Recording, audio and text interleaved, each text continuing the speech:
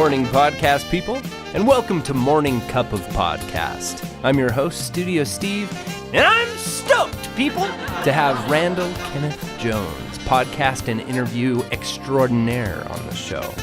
Randy is the author of the insanely funny and interesting book, Show Me. He's an actor, a creative, and he's the creator and host of the podcast Jones.Show. He has interviewed many well-known high-profile guests like celebrities, journalists, business tycoons, rock stars, you name it. I brought him on the show today because I wanted to talk with him about guest acquisition and get a behind-the-scenes look on how he acquires these interviews, and hopefully some insights into his interview process. Randall, thanks for coming on the show today. Happy to be here. Thrilled to be here. Well, I'm thrilled you're here too. And I wanted to start off by asking you, how would you describe your interview process? It's a conversation. It's not an interview. It truly is a conversation. And I'm not the only one in the podcast world that's trying to promote conversation, good old-fashioned conversation. It is sincere. I talk to people I want to talk to. It's really picking the right people and engaging in an actual conversation. Just talk.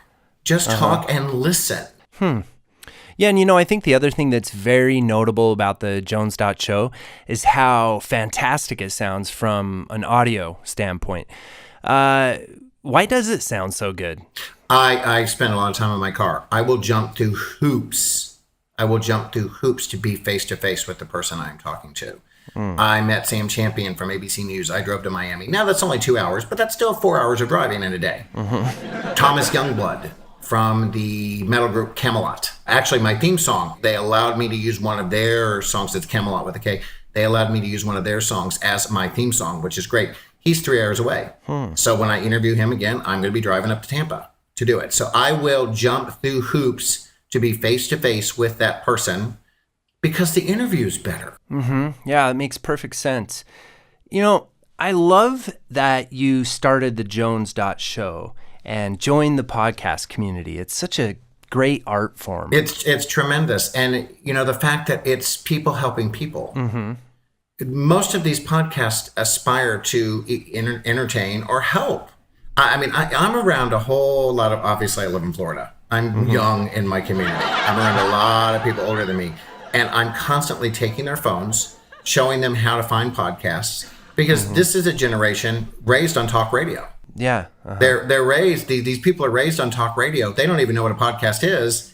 And I'm like going, wow, if I show them this little purple app on the iPhone, I might open up a brand new world, because talk radio was a big deal including myself, to so many of us growing up. There's any number of topics, and there's so many people creating content that can help you.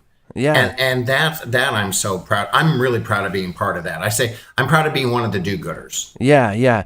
And that's something that I think also is just resonates. That's part of your message, is this positivity, but then also that you really, what was it that I heard you say was that you want to let people know that they're interesting. You want to lift people up, and I really like that as far as your message goes. It's an opportunity to, like you said, help each other grow. Well, and I stole that a little bit from Hoda, who has been incredibly good to me. When my book came out, she actually had me on her radio show. Hoda is a goddess. But she said to me, I would rather appear to be interested than interesting.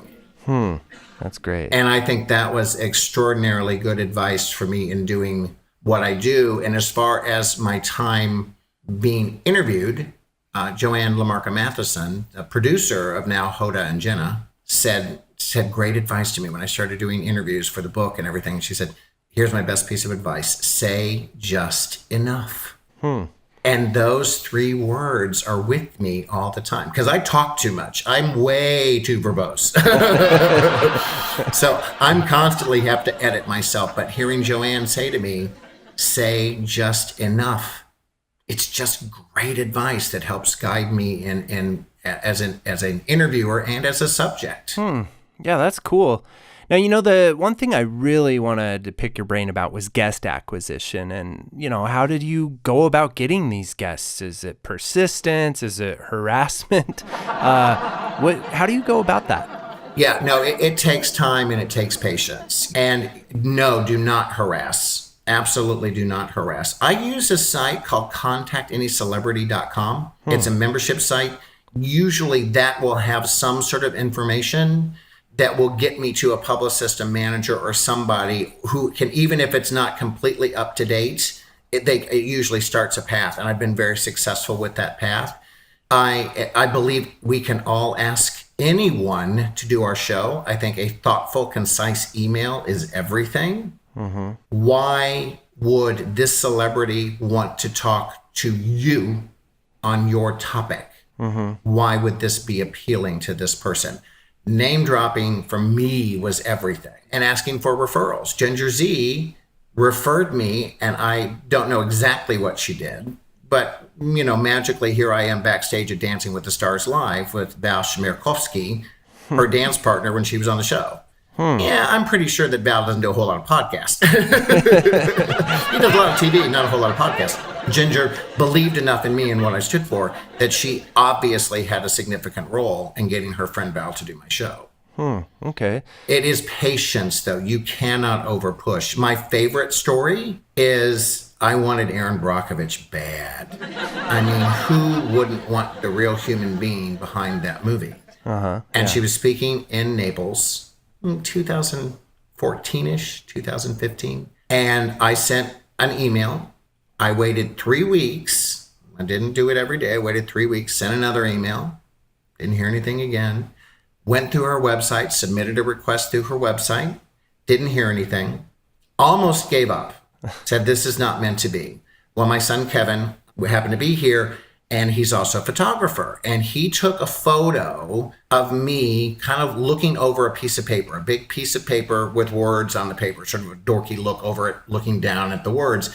And the big words in the photo said, Erin Brockovich does not give up easily either. 1 minute later, after I emailed that to her, 1 minute later, I heard from her.